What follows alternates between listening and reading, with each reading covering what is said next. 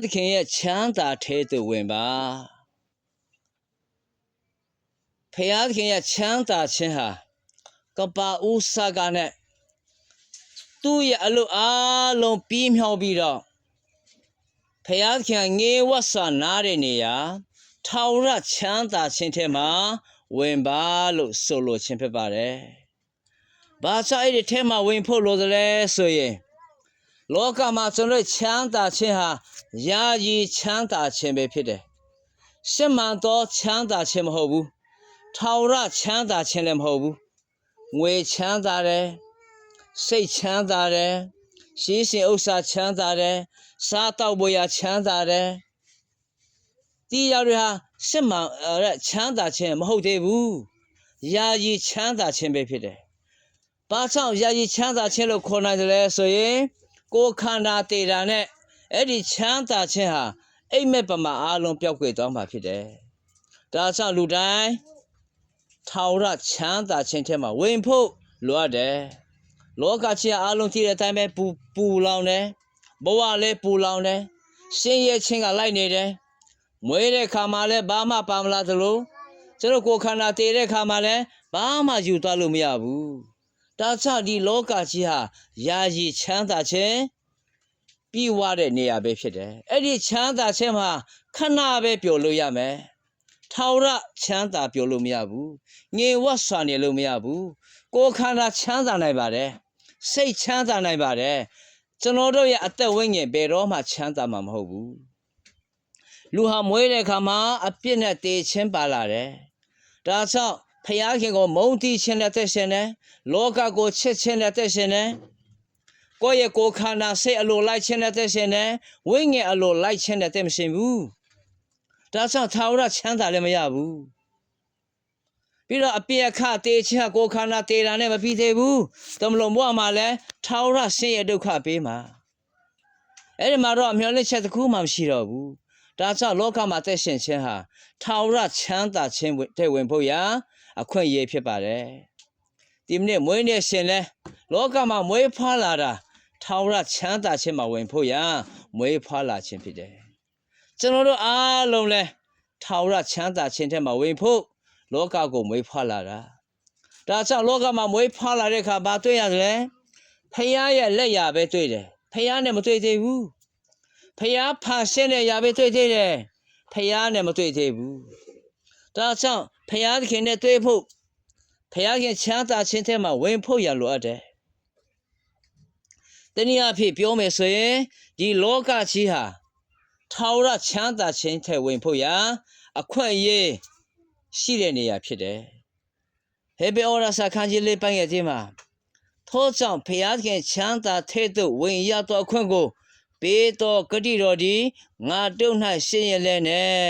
တင်တို့ဒီအချို့တို့ဒီမမီပဲနေမီကိုစိုးရင်ကြကုန်အားဖခင်ရဲ့စိုးရင်ခြင်းဟာကျွန်တော်တို့ဟာယာယီချမ်းသာခြင်းမှာပဲနေပြီးတော့ထာဝရချမ်းသာခြင်းထဲမှာမဝင်မှာကိုသာစိုးရင်တာခမည်းနဲ့ကျွန်တော်ဘာစိုးရင်လဲတေမှာပဲစိုးရင်လားရှစ်ဖက်မှာပဲစိုးရင်လားစင်းရဲမှာပဲစိုးရင်လားဖခင်ကတော့သူ့ရဲ့ထာဝရချမ်းသာခြင်းထဲမှာမဝင်မှာစိုးရင်ပေးတယ်ဝိညာဉ်ဖို့ရအားလုံးကိုလုပ်ပေးပြီးပြီဘလို့လုပ်ပေးလဲလဝါကားတိုင်းမှာယေရှုအသေးခံခြင်းအဖြစ်ကျွန်တော်တို့ရဲ့အပြစ်နဲ့တည်ခြင်းကိုယူတင်ဆောင်ရွက်ပေးပြီဟာလေလုယာအာမင်ဒါကြောင့်လူတိုင်းမှာထာဝရသက်ရှင်ခွင့်ရှိတယ်တည်ခြင်းကလည်းလွတ်မြောက်ခွင့်ရှိတယ်အပြစ်ဒုစရိုက်ခြေချုံဘဝကနဲ့လောကချုံဘဝကနဲ့လွတ်မြောက်ခွင့်ရှိတယ်ဘလို့ဝင်မလဲဖခင်မှာဝင်မယ်ခရစ်တော်ကိုယုံကြည်ခြင်းအဖြစ်ဝင်မယ်ဤကျေလလူမျိုးများလဲအဲ့ဒီဝင်ခွင့်ရှိတယ်ဒါမှမဝင်ကြဘူးသူတို့ဟာအေဂုတ္တုပြည်မှာဂျုံဘဝခံကြတယ်နှစ်ပေါင်း400ဒီနေ့လောကမှာရှေ့တို့အားလုံးဟာလဲလောကရဲ့ဂျုံပဲအေဂုတ္တုဆိုတာလောကကိုပုံဆောင်တာလောကအတွက်ပဲဂျုံခံနေကြတယ်အလုတ်အတွက်ငွေအတွက်အစားတောက်အတွက်အဲ့ဒါကိုမြင်းဆက်စားတဲ့ခါချင်းနဲ့တယ်နောက်ဆုံးတော့ဘလောက်ပဲစားကိုယ်ခန္ဓာပျက်စီးပြီးတော့တည်တာပဲဒါကြောင့်မှချမ်းသာခြင်းမှမရှိဘူးဖခင်ဂတိတော်ကတော့အေဂုတ္တုပြည်ကနေလွတ်မြောက်ပြီးတော့ သူ့ရဲ့ဂတိတော်ပြီးထာဝရချမ်းသာခြင်းခံစားမဲ့ဂတိတော်ပြီးမှာဝင်စေခြင်းတယ်အဲ့ဒါကိုပုံဆောင်သောအဖြစ်ဣသရေလလူမျိုးများကိုဂတိတော်ပြီးထားပေးတယ်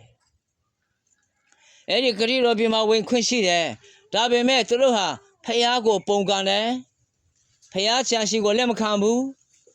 ဖျားခင်ဖော်ပြပေးသောထာဝရနဲ့ဆိုင်တဲ့ချမ်းသာခြင်းကိုလုံးဝဂရုမစိုက်တော့ကြောင်းနှစ်ပေါင်း40တွင်းမှာကန္တရတော်မှာလေးပြီးတော့အားလုံးတည်သွားကြတယ်ဒါကြောင့်ဖျားကဘာပြောတယ်လဲသူတို့ဟာငါ၏ချမ်းသာထဲသို့မဝင်ရဘူးဘာကြောင့်လဲယုံကြည်ခြင်းမပေါင်းဘူးဂတိတော်တော့ရှိတယ်ဝင်ခွင့်ရှိပါတယ်ဒါပေမဲ့ယုံကြည်ခြင်းနဲ့မပေါင်းဆက်တော့ကြောင့်အဲ့ဒီချမ်းသာခြင်းမှာမဝင်ရကြဘူးအဲ့ဒါအင်တာမှာဝမ်းနေပွေကောင်းတယ်ဒီနေ့လောကမှာထာဝရသက်ရှင်ခွင့်ရှိရတဲ့နဲ့မရှင်တဲ့သူတဲ့အင်တာမှာဝမ်းနေပွေကောင်းတယ်ဖခင်ရဲ့ထာဝရချမ်းသာခြင်းထဲမှာဝင်ခွင့်ရှိရတဲ့နဲ့ဝင်လို့မရသောသူတွေဖခင်ဂတိတော်ကိုမယုံကြည်သောသူတွေခရစ်တော်ကိုမယုံကြည်သောသူတွေဟာဝမ်းနေရှာကောင်းဆုံးသောသူများဖြစ်တယ်မမွေးရင်တာ၍ကောင်းတယ်မွေးပြီးတော့လောကမှာဆင်းရဲဒုက္ခခံပြီးတော့ငရဲသွားမယ်ဆိုရင်အတိတ်ပဲမရှိဘူးဒါကြောင့်ဒီနေ့လောကမှာထာဝရသက်ရပြီးတော့ဖခင်ရဲ့ထာဝရချမ်းသာခြင်းထဲမှာဝင်ဖို့လိုအပ်တယ်အဲ့လိုဝင်နိုင်ဖို့ဘာလို့လဲယုံကြည်ခြင်းပဲလိုတယ်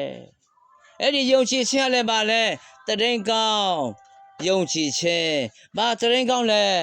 လူဟာအပြစ်သားဖြစ်တော်လဲ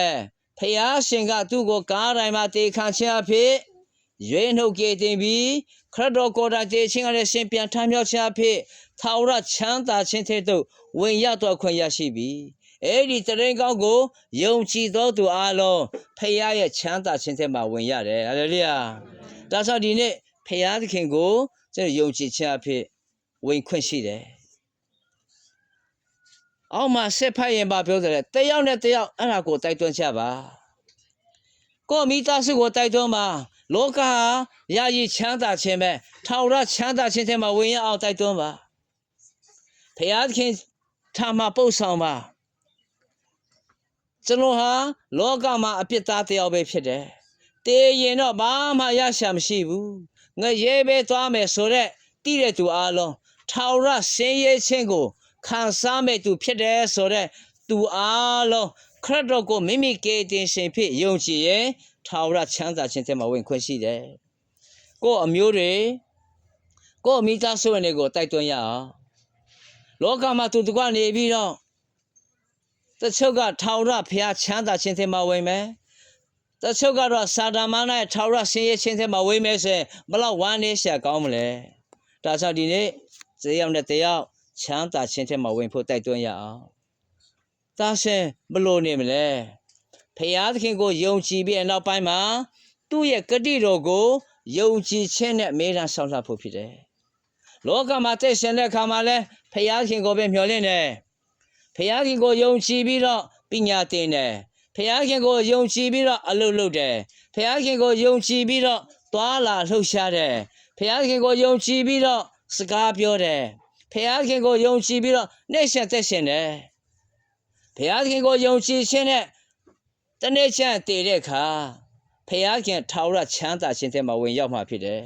ဒါကြောင့်ဒီနေ့လောကမှာဖခင်ခင်ကိုပဲမျှော်လင့်ရအောင်ဖခင်ခင်ကိုပဲယုံကြည်ကိုးစားခြင်းနဲ့သက်ရှင်ရအောင်အလို့လို့ရအောင်သွားလာလှူရှားရအောင်ဖခင်ကကျွန်တော်တို့ထားပေးတဲ့ထာဝရချမ်းသာခြင်းဟာဘယ်တော့မှမကုန်နိုင်တော့ဘူးလူဆိုတာဘဝနှမျိုးပန်ဆိုင်တယ်လောကမှာကိုယ်ခန္ဓာဖြစ်သက်ရှင်ခြင်းယာယီဘဝဖြစ်ပြီးတော့ကိုယ်ခန္ဓာတည်ပြီးနောက်ပိုင်းမှာထာဝရ